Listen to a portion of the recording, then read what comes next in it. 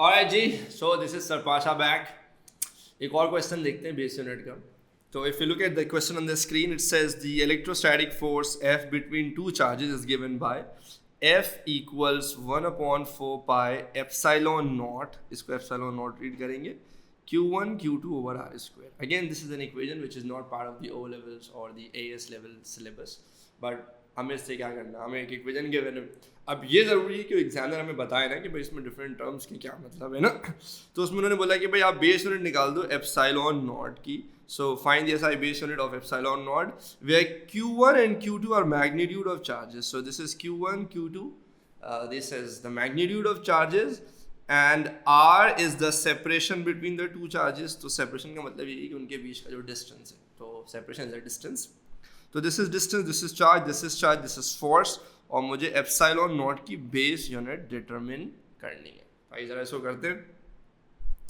सबसे पहले हमारे पास ये इक्वेशन है F equal 1/4 pi epsilon not Q1 Q2 over R square. ठीक है, F is force is measured in kilogram meters per second square.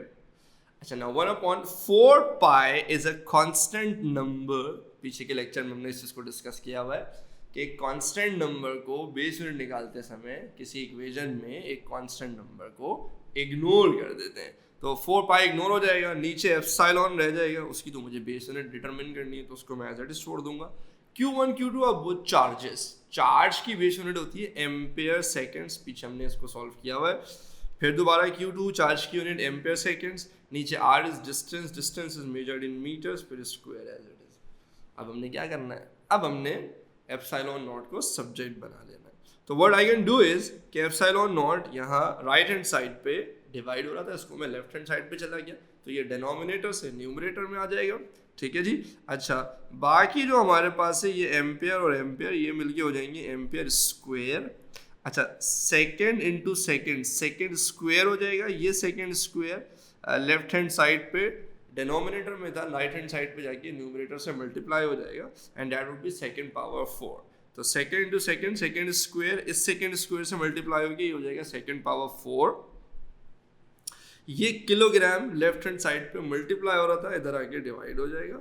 ये मीटर भी यहाँ मल्टीप्लाई हो रहा था, यहाँ के डिवाइड हो जाएगा। अच्छा, अब यहाँ मीटर है और यहाँ पे मीटर स्क्वायर है, तो लेफ्ट वाला मीटर जब नीचे वाले मीटर स्क्वायर के पास आके मल्टीप्लाई होगा तो I will be left with metre cube. और इस तरह ख़वातीनो हजरात, प्यारे बच्चों, हम एप्सिलॉन नॉट की बेस यूनिट निकाल चुके हैं। This is the most simplified version. ये हो जाएगा एम्पियर स्क्वायर सेकेंड पावर 4 पर किलोग्राम पर metre cube. Life is beautiful.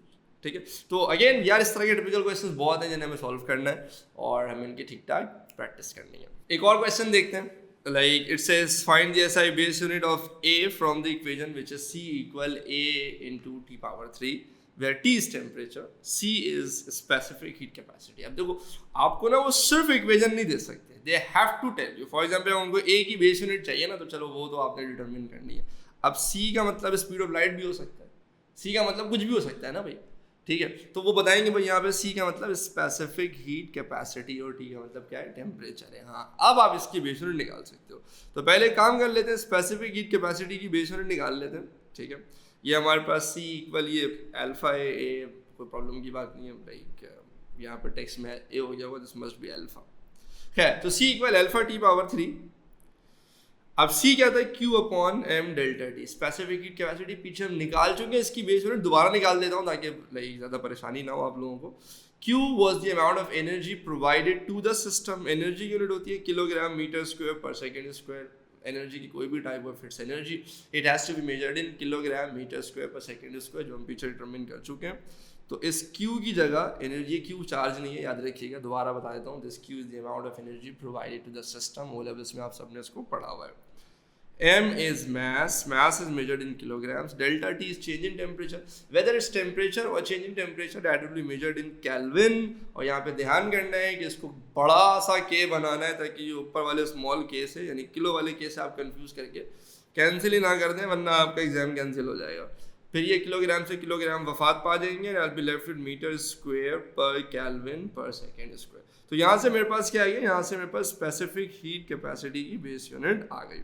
तो अब ये मेरी एक्चुअल इक्वेशन थी जो मुझे एग्जाम में या मुझे क्वेश्चन में गिवन है। तो in place of this small C I am going to write यही पूरा मीटर स्क्वायर पर सेकेंड स्क्वायर पर केल्विन, यहाँ से जो मैंने अभी डिटरमिन किया था वो मैंने पुट कर दिया. अल्फा की बेस यूनिट मुझे निकालनी है, तो I am gonna leave alpha as it is. T is temperature which is kelvin, power 3 है तो ऊपर मैं 3 लगा दूंगा. ये केल्विन पावर 3 यहाँ मल्टीप्लाई हो रहा है, यहाँ पर आकर डिवाइड हो जाएगा. Will be left with metre square पर सेकेंड स्क्वायर पर केल्विन पावर 4, क्योंकि ऑलरेडी एक केल्विन मौजूद है ना, तो kelvin into kelvin power 3 will be kelvin power 4. This is the base unit of alpha, metre square पर सेकेंड स्क्वायर पर kelvin power 4. And that's it. अगले लेक्चर में मिलते हैं विद मोर क्वेश्चंस.